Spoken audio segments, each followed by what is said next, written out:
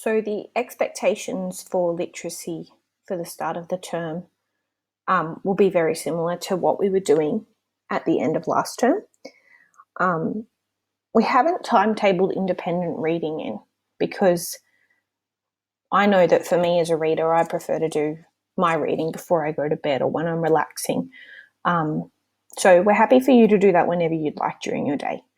Just needs to be 10 minutes of reading for enjoyment, so reading a book of your choice. Now, guided reading will be allocated weekly, and we will have one weekly doc, just like we had at the end of last term, where you need to upload your responses. For shared reading, we're not going to have a doc this term.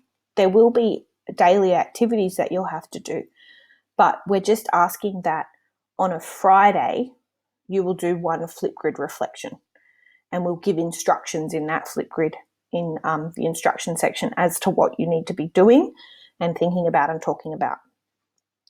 Literacy contracts will not start until week 2. So this week's a short week. We only have 3 days of school.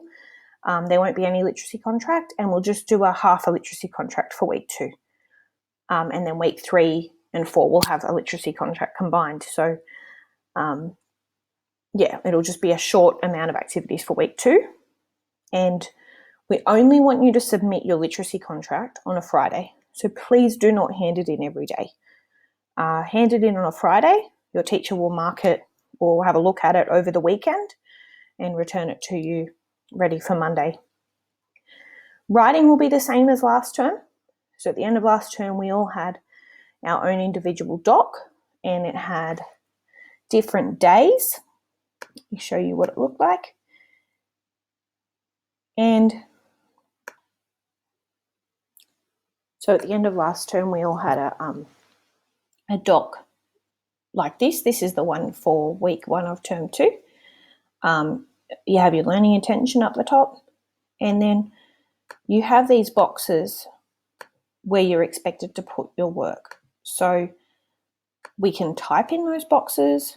If we want to, we can insert a picture of our work into those boxes. So I would go insert image, upload from computer or my drive, depending on where I've saved it from, or saved it rather. I can upload it from my camera, and then my teacher would come in, my teacher would give me feedback, and then I would start my next lot of work on Thursday.